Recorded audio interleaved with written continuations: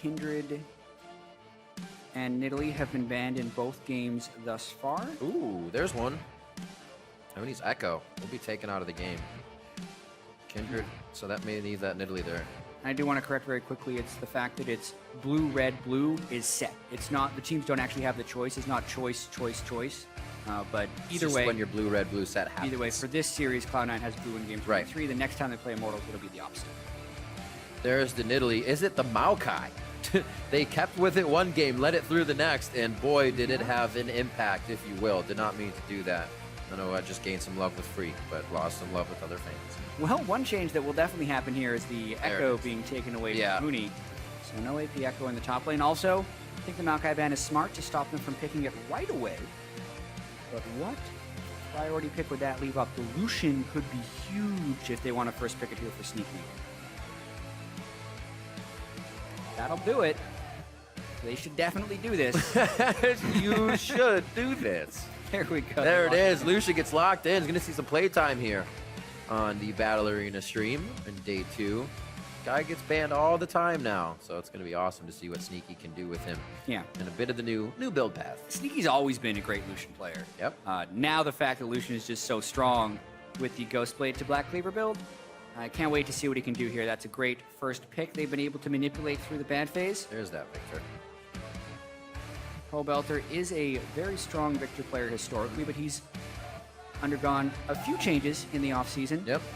I personally feel like his laning phase is less aggressive, but he's able to wave clear at an even sooner point. Yep. And then in team fights, he actually does even more damage because of the ticking on his ultimate and the ability with the with all 3 Hex Core upgrades to keep it moving very close to the opponent team. All very good things, but not an aggressive laning phase. No. Belter on that Victor was the champion he used in CLG's championship over Team Solo Mid. One of their games. 2 recent.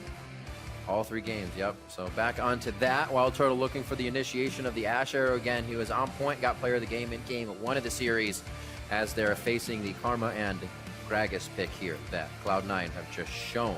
Zyra is definitely a possibility, and the Ash Zyra does get locked in. Kind of quite happy about that. Even with both these champions being changed a bit since 2013, it's still a lethal duo lane. Still peas in a pod. The amount of slow and stun that Ashe can have to allow Zyra's plans to create a whole bunch of havoc, and also the fact that you want to initiate onto Ashe, and Zyra's identity is as a counter-initiation champion, they just make so much sense together.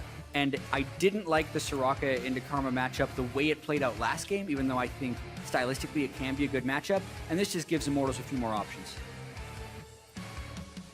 Definitely reaching around for the picks.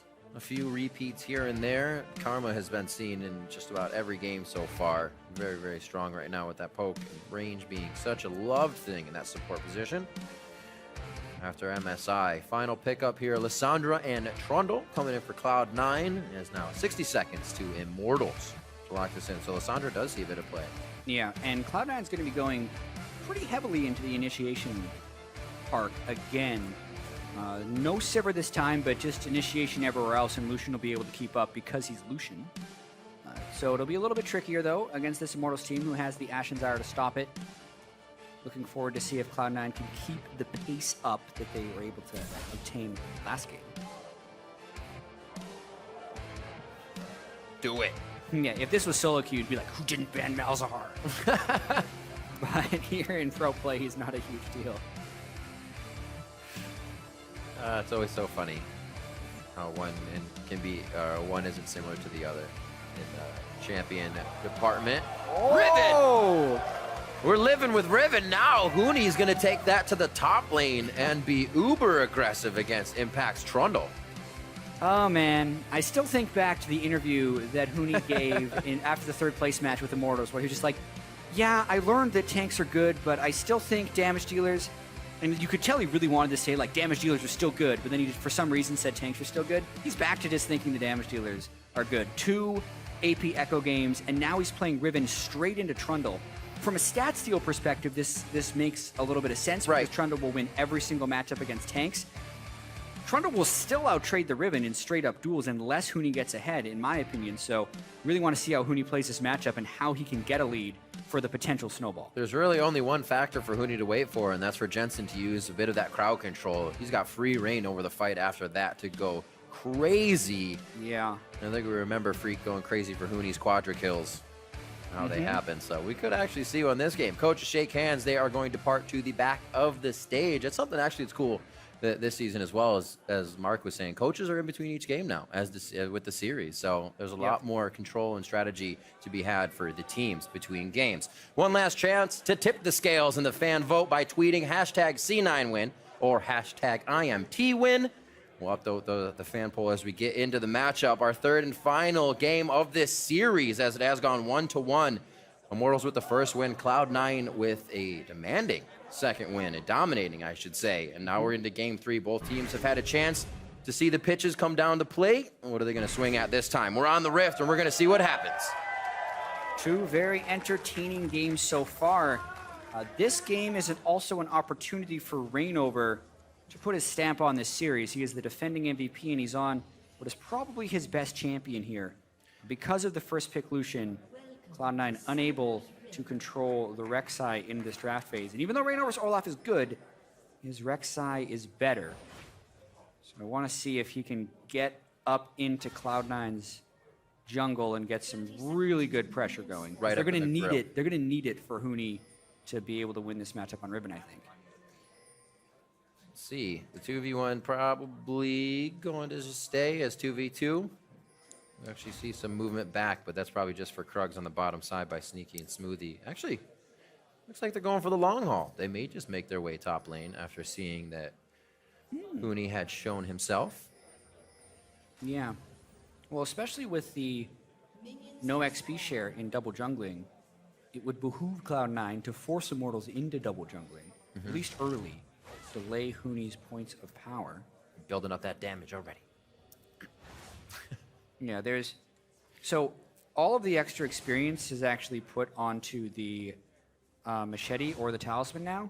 So it's really a huge difference in experience whether you give a camp to the top laner or the jungler. So like efficiency-wise, every camp in the double jungle should be last hit by the jungler. Oh, hello, Wild Turtle. Well, if he was able to just blind steal this volley, he was close, but Meteor saved his smite smartly. All right, so they forego a few minions on the wave to try and steal that one away, but they'll have pretty much control. They're pushing Cloud9 a little bit around their route, but it's not going to hurt too much. And now Adrian has done his job. We can see that there's really no find here for Smoothie, but he does get a ward in to make sure that red is seen and they have control of Reignover when he gets there. Yeah, and another small difference is Immortals was actually able to clean 2 camps before grouping to get to the bottom lane, but Cloud9 was only able to get those Krugs and then run all the way over. So by starting at Raptors, Immortals had a more efficient double jungle path, so they will have a slight head start on this turret race. But if they decide to freeze or do something else, none of that will have a huge impact. Red for red as top gets pushed. Meteor should join these guys just after. And we'll see the kind of gentleman's agreement. We'll take top, you take bottom, and then we'll meet in the middle somewhere. Yeah, and I want to see how the teams respond to this after the fact. Yep. Last game, it was actually Immortals setting up a freeze, which is very unlike their high-pressure style, but it was what was needed, in their opinion, to keep Hooney going. But we also have to remember that when they gave the solo turret gold away, they shared it amongst all 3 of them, whereas Cloud9 gave it all to Impact. And if you remember Impact, not that everything is based on who they give the first turret gold to, but Impact had a tremendous game. That's why he was a god, Jet. Yeah, and again, you can just see philosophy-wise, Immortals splits everything, Immortals gives it, or Cloud9 gives it all to Impact. And as far as the 1v1 perspectives go, if these solo laners are ever going to meet again, that's like basically giving Impact half a kill. Yeah. I think it's very valuable to give the solo experience to the top laner, especially for Immortals, who classify Hooney as a top lane carry, but clearly they want to share. You see that local's already there as well still. And just a bit of lead he got off of it. 170. Yep. Hooney always going to play aggressive no matter what. It seems like they favor giving him a wave after such situation rather than giving him the turret. They say, we'll do that, switch faster as you clear this one, and then come up and clear this wave we've kind of frozen. At least that's the way they tried to do it last game. Here isn't panning out as such as we see Wild Turtle and Adrian actually pushing back quite hard here against Impact in the top lane. Yeah. Looks like they're just going to go turret for turret on the outside. Hooney with pressure in mid as they go for blue. Good rotation here by Immortals to keep things not in their favor, but at least at the base. I was wondering if Hooney was going to just like start farming mid. Be like, I'm in the mid lane now. I'll take this. Thank you. He does have a small level advantage Ooh. on impact, though, so he can hop around him a little bit. And they're just going for yet another trade. Yeah. 2 deep wards on Immortals, or from Immortals on that bottom side.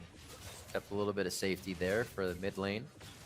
If Meteos were ever to be on that side of the jungle, so far he's 14 to Reignover's 21 as he continues to head around the jungle and make sure he's got a little bit of lane presence. And now the top turret to go down. Again, the gentleman's agreement is in play. Yeah, and I mean, at this point, you're really wondering who's going to get even more of the CS. Oh, if Reignover wasn't farming that, he would have had a chance to get some damage on Jensen. They know his claw is down, though. Team? Oh, no. He's like, but I had Raptor Camp. But I could take it, and he did. At least he clears a ward off of that. That ended up being shared a little bit.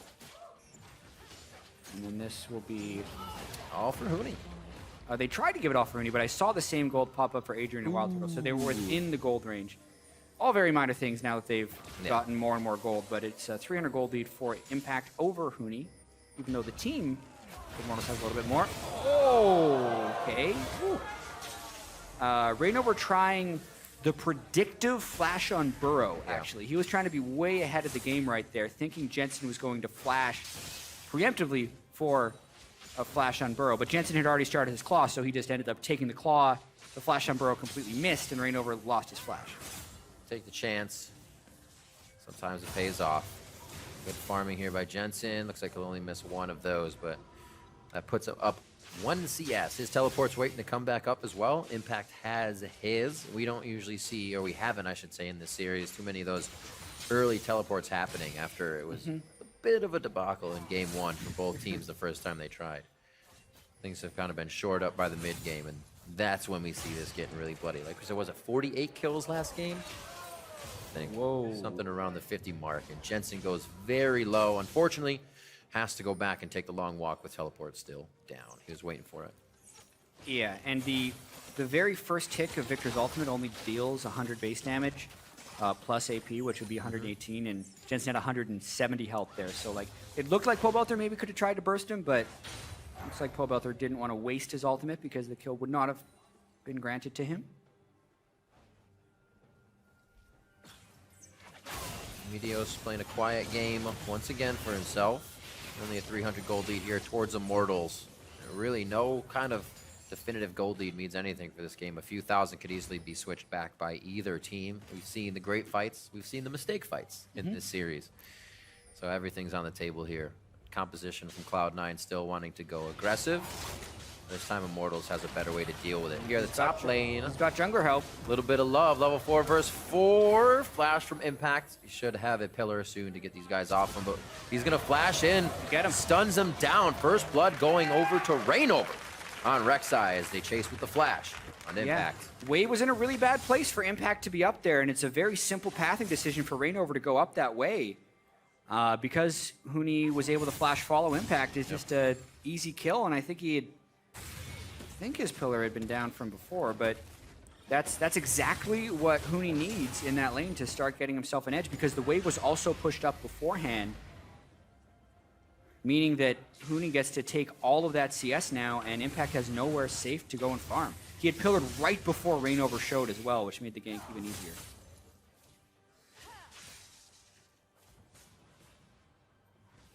Pobelter keeping the push in mid. Looks like he actually has Jensen to the turret quite often here as Huni continues to clean up this top lane. Not much farm actually going to Impact now after all this. Roaming with the team. Looks like they're just trying to take control of objectives here. And power in numbers as they make their way into the jungle to ward here. Much safety. Yeah, and speaking of that mid lane, like, this is one of the reasons that Victor is seeing so much play in the competitive scene is once again at level 7, his laser, once he gets the first Hexcar upgrade, kills the back wave of minions with one shot. Right. So you can't push him in, and he will almost always push you in. Much easier to just kind of mess around in mid lane with auto attacks as well, knowing the casters aren't going to instantly aggro to you. Everything just gets increasingly worse when that happens for Victor. They're going to go now down towards the Dragon. This will be an Ocean Drake on the side of Immortals to start things off here in game 3. Yeah, everything actually going their way here. Very much Pobelter so. is neutralizing lane just right against Jensen. Huni has gotten the CS advantage over Impact and has the wave in the right spot. And then the cherry on top is the fact that they've been able to pick up the Ocean Drake with no contest. And Huni didn't even have to burn his teleport for that. So really a strong start for Immortals. Probably their best start in the series. And they went back to kind of what works. The little things don't change. Reignover helping out Huni in that top lane. Almost living there together. A great arrow. Huni's definitely going to live on this one. He's level 6. He's going to ult, but he doesn't go in for any further damage other than swinging that. And he won't be able to get it on Wind Slash. Keep chasing. Adrian is here. It extends his range. Huni could still lock something down here. That's going to wear off quite shortly. The flash engage from Adrian. Impact's going to be walking out of this, but it looks like Reignover could actually follow up on that bottom kill as well. Jensen should go down, and they are not letting up. Reignover gets the Chilling Smite out. A fantastic pillar, forcing the flash, but securing the kill for Reignover. Yep, really long chase by these guys to punish Cloud9's early teleport. You mentioned about how these guys aren't trying the early teleports because they haven't worked out this series. That trend continues here for Cloud9. Impact now 0-2, Jensen 0-1, and there isn't a substantial advantage that Cloud9 picks up anywhere else on the map during that play. Huni is getting gigantic, though. The other thing that just as I say that, the CS difference with the 80 carries is actually huge. So that it's equaled out almost. Yeah, because Wild Turtle had swapped out of that lane. It looked like he was getting a little bit crushed because as Huni was freezing, so was the Lucian and the Karma. That's why Wild Turtle comes up here, catches Cloud9 a little bit off guard, and kind of gets a 2-for-1, dodging a bad laning phase and also helping out with this gank. Volleys to get the save. They're all worried a little bit about Jensen trying to turn around, but all 5 people are coming up so they can continue the chase. And they section it off. Huni cuts off Jensen. Reignover is going to go get Impact. And then Pobelter also jumps in at the very end for the kill. He's helping, getting the kill. That kill assist / steal. Yeah, but it's actually going to be on Sneaky here because the solo lanes are floundering a little bit against the pressure from Reignover Rek'Sai. And it was the first pick for Cloud9. Looking back, I actually like the fact that Lucian was left up because it didn't cause Immortals to ban Sivir in any way. They didn't lose a ban. They said, we could probably leave that Lucian up. They won't pick Sivir again. And actually, Sivir would be fantastic once again for this composition, allowing them to get back in and get in these fights. A little mind game. Just thinking about it. May not have been their thought process, but really affecting here. And hopefully Sneaky can get back. His call is in 17 until he gets that fully stacked. So kind of waiting for his break point there. Yeah, Huni already with a Black Cleaver, so that's painful. Cooldown reduction going to help him up around. Oh boy! Not going to keep him all that healthy though, or rather tanky. He's got a little bit of health to him with that phage in there still, but he can still hop around a lot. He can still hop around. And that's one of the things we knew him for, right? Being slippery. Being very mechanical in the plays where you thought Huni was going to go down, whether the play was to kill somebody or to get out, he can usually execute. Flash was blown there, though, so it's going to be much more dangerous for them to execute that again. Yeah, and I think teamfights are still going to be really difficult for Huni unless they somehow layer their CC perfectly.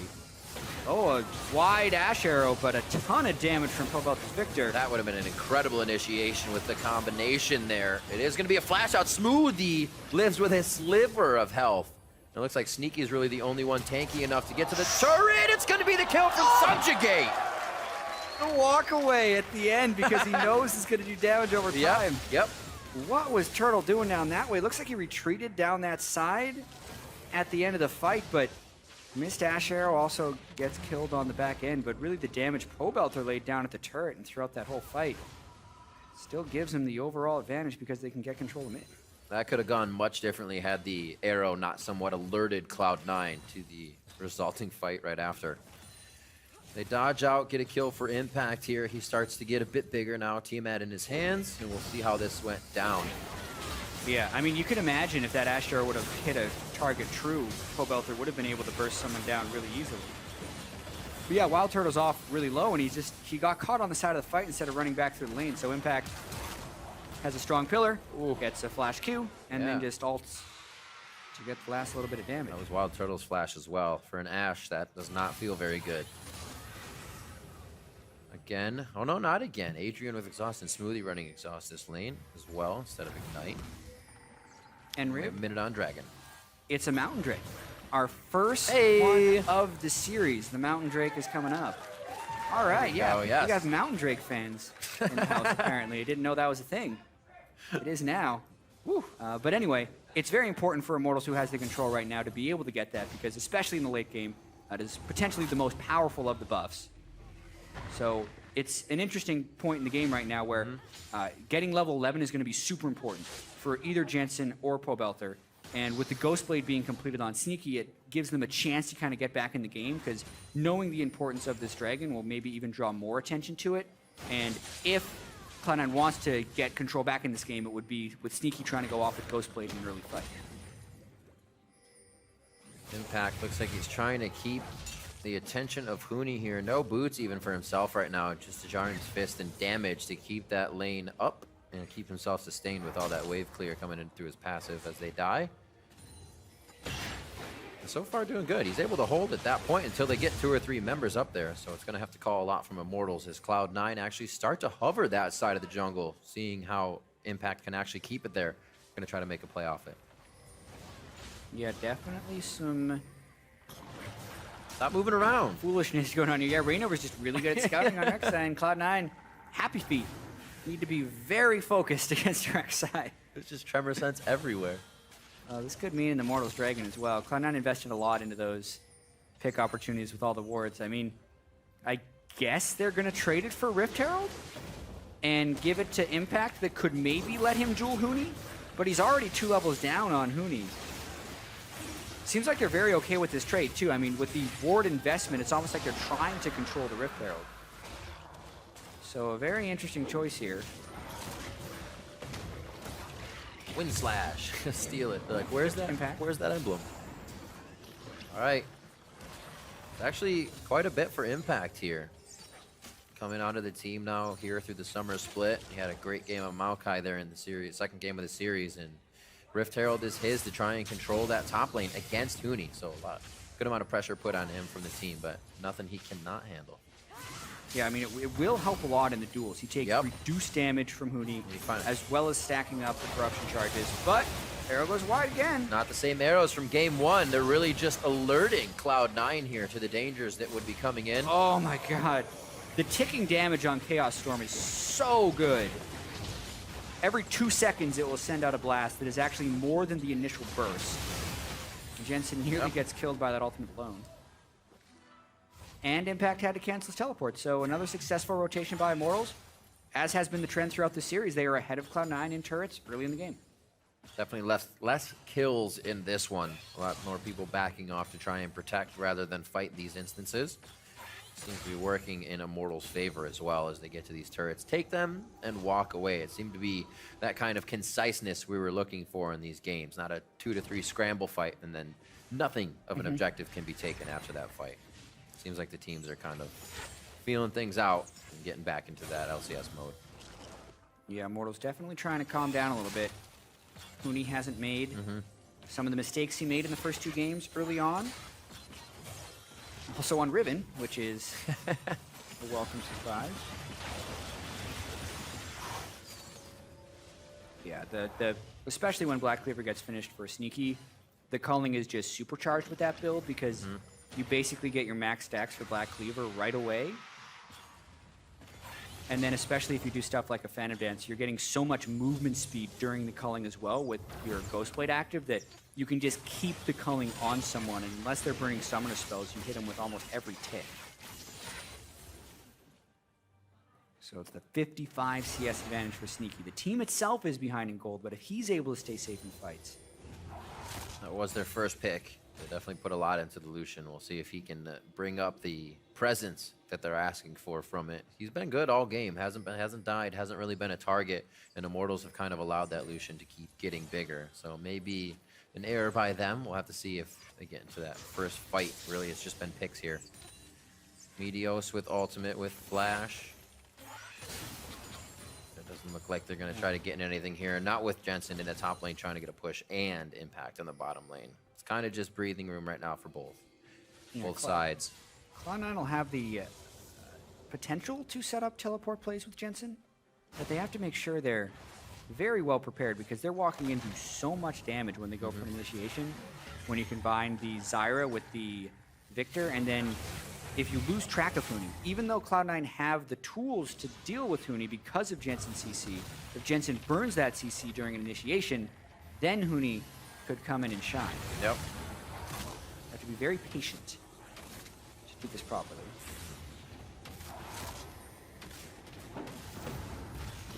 Interested to see how Cloud9 reacts to Adrian's ultimate when he throws that out in the first fight. It's almost like having that Gragas barrel, but you can more so see where players want to go in that instance. The Gragas barrel throws you.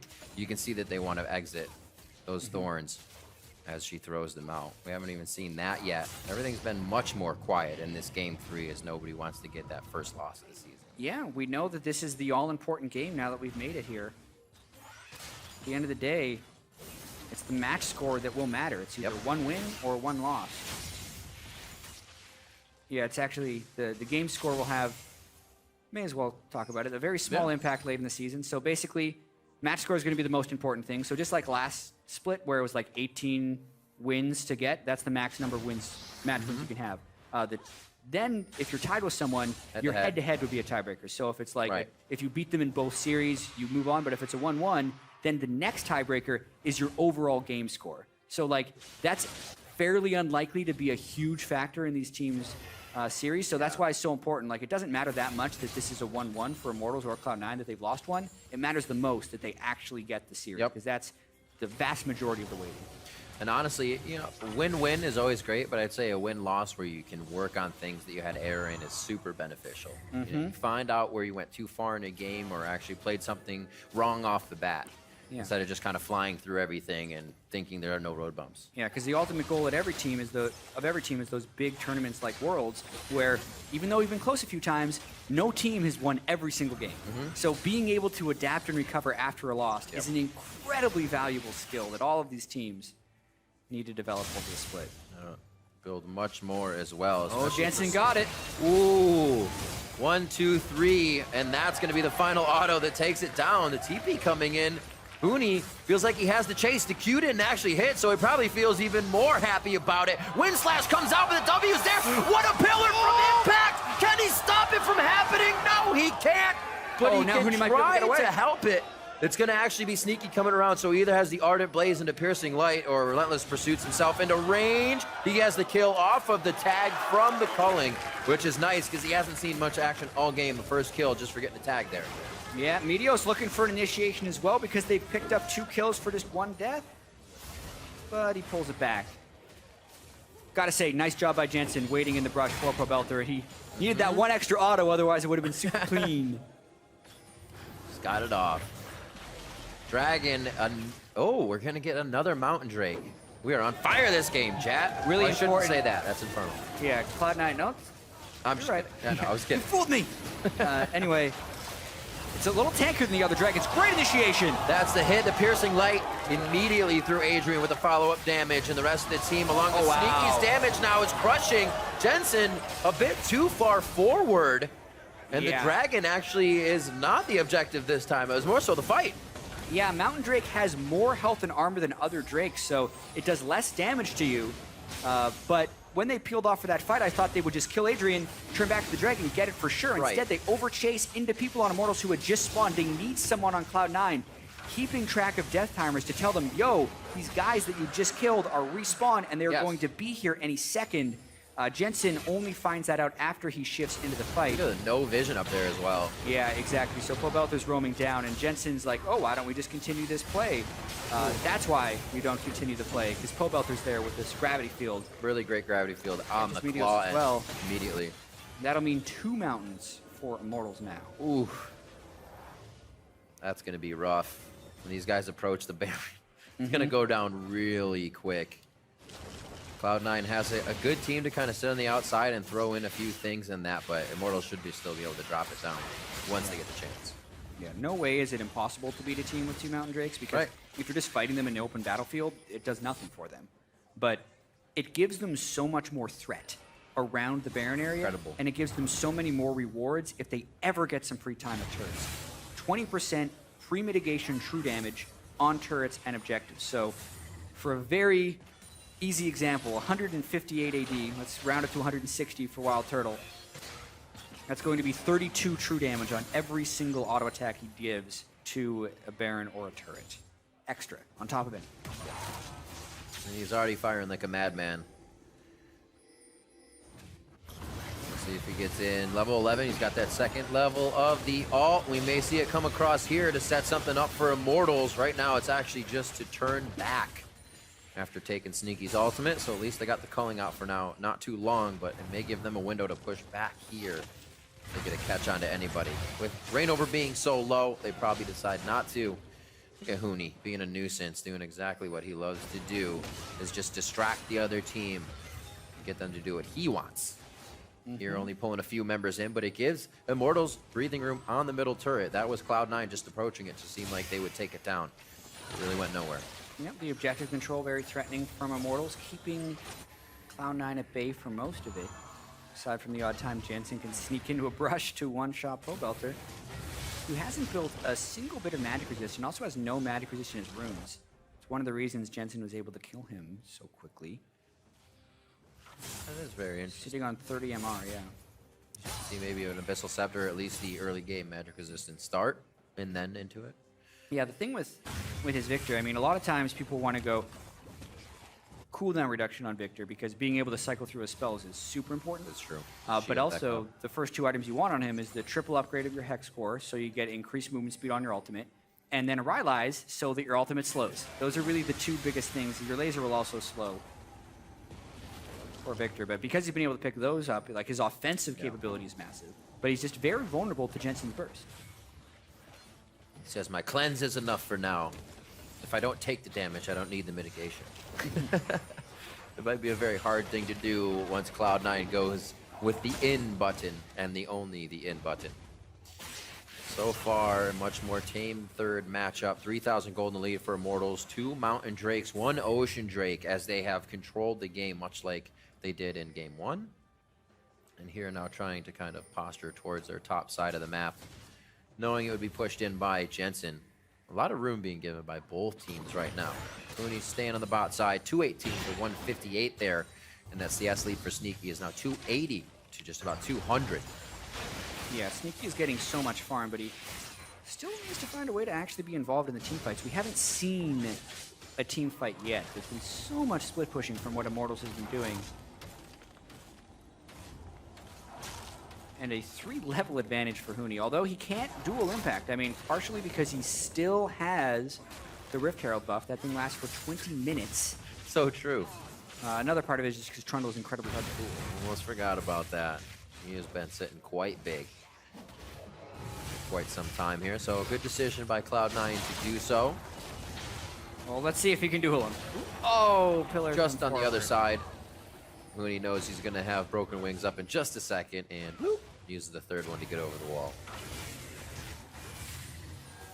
So Huni's teleport is definitely going to be the play here. He's not been by the team forever. He's on Riven. We're going to have to wait for that. What is Cloud9 looking to do? Yeah, I think Cloud9 is just hoping for Jensen to get a good initiation. Pobelter obviously has Cleanse. There's already SS on Wild Turtle, so it's going to be a little bit difficult, but I think he's mainly looking for just large amounts of damage to blow a fight wide open. Cloud9 still is the team that can look to find fights. They have the speed boosts from the Karma. That's true. And the initiation from Meteos' Gratis. The game is still close though, and Immortals has a bunch of damage. So they need to get vision control first, then try and get an initiation, catch an odd member out from Immortals, and not overcommit on the wrong person to then get blown up by Huni, which is why I think we're seeing so much hesitation, because the cost of a missed initiation is so gigantic, and the initiation itself is pretty hard to do. Sneaky on your screen, the one member never changed, switched, or subbed out for Cloud9. Nearly at a full, not full build, he's 2 away, but nearly hit his 3 items he already has. Yomu's Black Cleaver and his Phantom Dancer, so he's gonna sting. These are the core items for this build. It's all of his move speed, a huge amount of his damage. Doublelift was completing this build with a Bloodthirster just to be more of a healer, but I've also seen another way where you just go an Infinity Edge off of this one to then kind of transition into just a late game Lucian build that had a very early game start. They're all good. There's a little bit of a fall off around 6 items with this build, which is why Immortals is probably also content to just not fight the really strong Lucian. But with the 4th Dragon coming up right now, wonder if Cloud9's going to try and get that Ocean Drake. Knowing Jensen has a teleport, they still don't bring the fight to him. He could easily claw out and back to the fight if necessary. Impact giving a little bit of hell to Pobelter inside their jungle as they set up for Ocean Drake next. It doesn't do anything, Meteos. Just tickling each other. Rainover has built the tank items. Frozen Heart for him as well, so he gets himself built up. Coming up on 30 minutes now.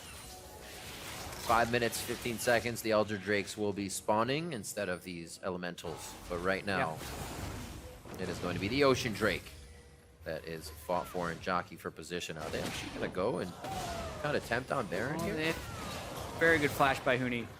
He would have probably died if he didn't flash that Gragas ultimate. But that time, I mean, especially with the 20% true damage extra they get on this one, very easy for them to pick up their 4th dragon. And this is where it gets so dangerous, is because with the double mountain, when the Elder spawns, Immortals is going to be able to rush it very quickly. And the true damage burn that they're going to get off that is going to be 235 on every application because of the 4 dragons that they the already have. multiplication is Huge. It is going to sting quite a bit. We saw kind of the pressure that Cloud9 put on with it in just the last 10 seconds of it last game. They almost let it wear off, but were able to use it to their best ability in that situation. And that was with 1 elemental dragon. Yeah, that's true. Next. Now you're putting a roll of coins in your hand, punching. Immortals, huge advantage based on the Drakes. Really, Cloud9 needs to completely all in on the right types of initiations or the right picks. Oh, both mages going all in on this fight, and that calls for the cavalry. The teleport is going to come in. We do see Huni here as well as Impact as they go toe-to-toe. Rainover's going to come up now, and Pobelter is fighting Meteos toe-to-toe as they start to enter that fight with the majority of the team. A very spread out matchup, but closed in by Immortals here, and they lose nobody. Yeah, you can see a little bit of desperation coming in from Cloud9. They're trying to just all in on someone. And now with 2 people dead, they can just easily turn for Baron right now. Sneaky used a lot of mana, trying to kill Wild Turtle. Wild Turtle's able to flash away to kill this very quickly. Yeah. Cloud9 would have to fight them to stop them, but it's almost gone. It's not even a 50-50. You could fly in like Pobelter with LeBlanc and a Rek'Sai Rainover. Totally, or Rek'Sai, I should say, Olaf. Totally different, and they are not able to challenge a 50-50. Baron goes over to Immortals now. 6,000 gold in the lead. Yeah, C9 unable to actually find a team fight. It just continues to be skirmishes, which is exactly what Immortals wants right now. Huni doesn't have to deal with the team-wide crowd control and burst during the duration of the Lysandra ultimate. Instead, all the burst is actually used on a Pobelter, who just cleanses away, and then Huni can teleport in afterwards and just do a whole bunch of damage. He's also built a little tanky with his QSS, so I mean, he's going to be fine in team fights. See this again? Yeah. There's the cleanse. Cleanse right away, and then he dumps enough damage off of him. And with the build, Pobelter's gone. With the Rylai's, the ultimate's just going to sit on top of Jensen, which forces him to Zonia's. And then Meteos tries to burst him at the end, but the damage backup just isn't there. He's gone tank Gragas after Runic Echoes. Can't finish off Pobelter through the shields. Pobelter now has an Abyssal Scepter, so he's even harder to burst. And Immortals looking like they're going to be able to take this series if they keep up this play. This is something I think people expected to see. Immortals obviously playing a steady game, but being able to thread in champions like Riven when you want. What other team is really going to do that, right? And no, you may not ban it next game, but these are the options that Immortals came into the season with in spring and went 17-1. Literally another initiation being attempted here. Jensen around the back. No Huni yet. The cast really didn't do much to do damage. It just separated the fight, but still gives Immortals time to look around. The focus on Turtle is so much right now, and it's going to be Pobelter and Turtle going down first. Cloud9 is lasting through this fight somehow, and that's going to be a kill onto Huni. They finally take down Meteos, but it leaves enough Cloud9 members up to continue the fight and start to trample down Immortals in the top lane. Pings to the mid. Absolutely crucial fight for Cloud9 to be able to take. Huni wasn't with the team, and Jensen saw his opportunity to go into the teleport. He then totally outplayed the Ash Arrow by flashing over it and getting a huge burst down. And even though Pobelter tried to delay as much as he could at the gravity field, he couldn't get it done. Huni arrived late. Sneaky got more damage, and these are pretty long death timers, so they're going to hope to take 2 turrets off this. So sad I missed the Ash Arrow. I was looking at the mini-map. Good eyes, chat. Good eyes. Looks like he flashed over. We'll see again in the replay. Plays left and right. Well, it definitely would have been something that allowed that AoE damage to stay in the fight and continue to crush down the other Immortals. 8-8, 34 minutes in. A minute up onto Elder Dragon here. and things could get pretty crazy. Yeah, Cloud9's going to have to fight that one. They'll probably have to take on Huni. So watching Jensen coming up from the top here. Wild Turtle, I think, sees the ward. Ash Arrow, and doesn't even need to flash. He just takes his E at just the right moment. Yeah, and then he got his AoE, and you can see Poe Belter down at the bottom, and Riven also arrives. Really big credit to Sneaky for not being in combo range of Huni when he came in, so he could just destroy him with Lucian. Then Reignover comes in a little bit late, thinking Huni would have done a bit more work, and falls as well. Ultimately a 4-for-1 for Cloud9. Keeps them in the game, right? Very much so. We know that the Mountain Drakes are super powerful, and the Double Ocean is amazing for staying out on the map. But in a situation like this, with Elder Dragon spawning in 1 minute, the actual combat effectiveness, if both teams go in to a fight with full health, is completely even. So as long as Immortals doesn't get free time on Elder Drake, Cloud9 can absolutely still find the type of fight they need to win this game. Love the Adrian build as well. Looking down at that full damage Zyra. He is going to be hurting people. Not even saying, you know what, we may get locked up by Jensen. You already have a cleanse. You don't need more magic resist or help from the Kales or anything. But as it should be, Adrian loves to kind of mess around and also be participating in these fights damage-wise. Yeah, when the Zyra gets the Leandries, this Kiwi Kid built last night, it does a whole bunch of damage. Kiwi Kid did something like 45,000 damage in that hour-long game. So his damage per minute stats on support are going to be a little bit rigged with the support Zyra game being in there. Huni takes blue away. I used to call the burning bush build. Yep. All the plants just completely destroying your life with that burn of Leandries. We'll see if he can get into the fight. I don't really think I've seen his ultimate be quite effective in these. He's been too far out or hasn't been able to place it correctly. Ash Arrow flying It's a little off. on mana, but pops his Ghost Blade. Yep, Ash Arrow flying off to the side. We can see Turtle has that down. Sneaky has also used his ultimate. And I was just talking about if you go into a fight with full health and mana, the Ocean Drake wouldn't matter, but there's been, I guess Sneaky was using his mana to wave clear and also try to use the culling to burst someone. It must have just been off camera, but that's not good for them because Immortals is full on all of their resources. And they need Sneaky to be able to stay through a long fight. Looks like he's trying to get that Bloodthirster now in that build. Impact actually not being able to stand toe-to-toe now. We talked about how it's not tank stats for Riven. Kind of going to work against him in that fight. Yeah, Rift Herald fell off, and he's probably going to get Impact's ultimate if he continues dueling like this, and then just lifesteal off the next wave, because it's a Ravenous Hydra versus a Titanic Hydra right now. Yeah. And while Trundle does heal with dead creeps, just not as much as what he's able to heal up with on the Ravenous. Taking away a lot of... Oh, and they can take this so quickly. Woo! Cloud9's not quite in position. Meteos is going to want to go around the side. It's actually pulled up. He may have range to get in and just kind of poke a smite in there, but he's giving it so much room. They're not even going to try. They see Booty up top. They give him so much respect. He's going! Jensen's going in!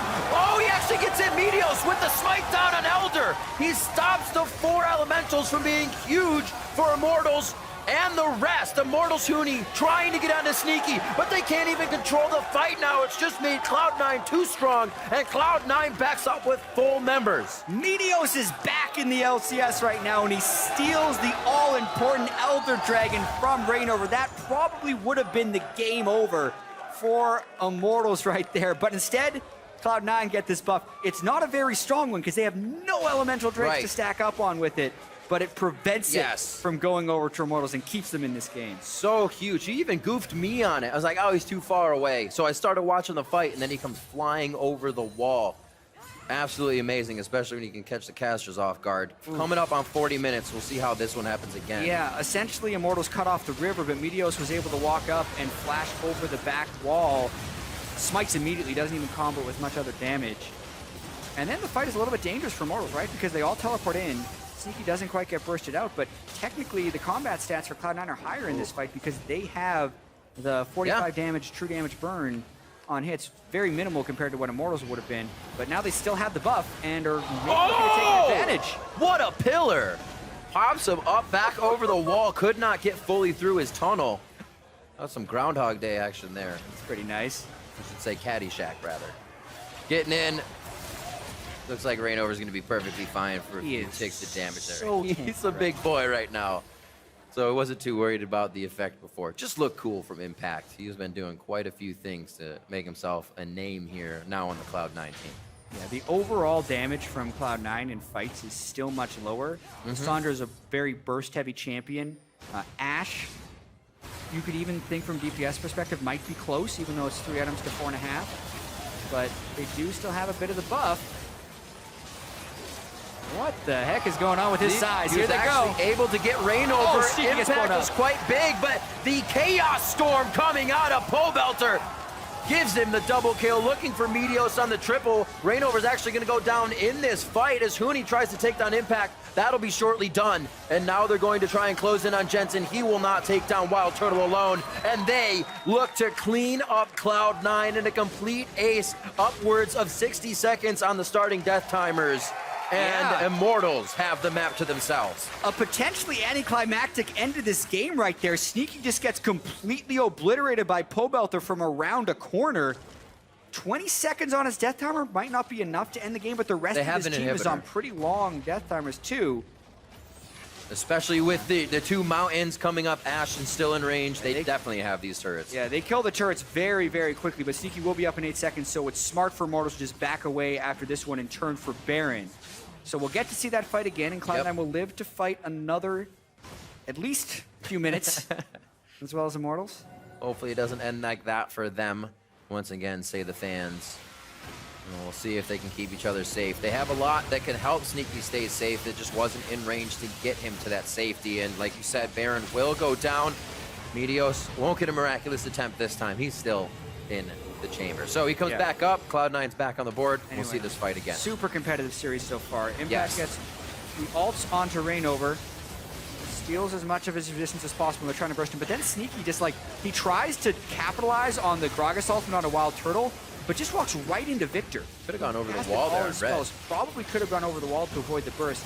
The first death of the game from Sneaky comes from a rather big misposition. He was trying to go all in onto the enemy 80 carry, but once that happened, even though Jensen came in at the end with some burst, it's just the majority of their damage comes from the Lucian.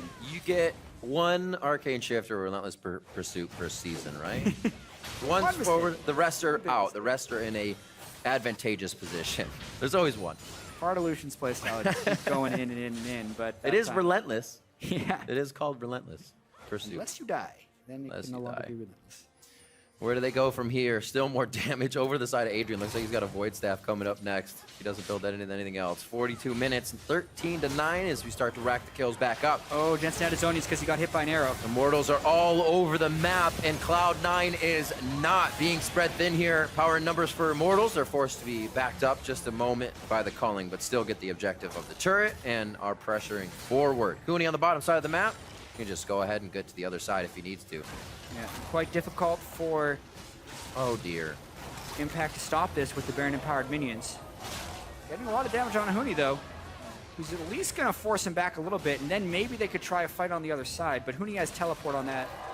Going to hope for the kill. Yeah, Huni can teleport back quite easily. Oh, Mountain Drake, hello. Yeah, instant death on that turret. Bye-bye. Immortals looking to put the finishing touches on a fantastic series here to start off their summer split. Oh, there's Jensen. Jensen had no chance on that one. I was actually looking up at the time real quick. Enough to not see Jensen go down, and that's been actually the story of the last two fights. That Jensen was on the front line, quickly burst out, nothing that could happen for him, and Cloud9's trying to go for broke on one last push towards Immortals. Huni is just standing in the midst of a huge battle with three members of Cloud9. Smoothie's gonna go down to Wild Turtle, pretty much takes him out solo. They're on to the Nexus, and Immortals will take down Cloud9 for their first series of the summer split. Hey, if they want to go 17-1 again, they still can, because this technically counts as a 1-0 for them, even though it's a 2-1 series win over Cloud9.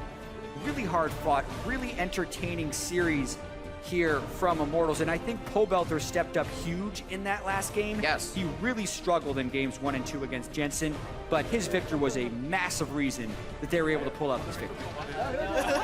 Nicely done all around. Kind of all the players showing up at one time or another on the team to get what they needed in each game. Wild Turtle with the arrows, like you said, Pobelter there, Huni pulling out the Riven, really coming together. And like I said, if these are the kind of things we can expect from Immortals, they're still going to give teams trouble. Being able to just say, you know, let's Riven third game. What else are they going to do third game? They Yeah. have so many options with that Huni pick. And it looked a little dangerous, right? A Riven into a Lissandra, as well as giving away the first pick Lucian. That's a and good against point. a Trundle, who he's not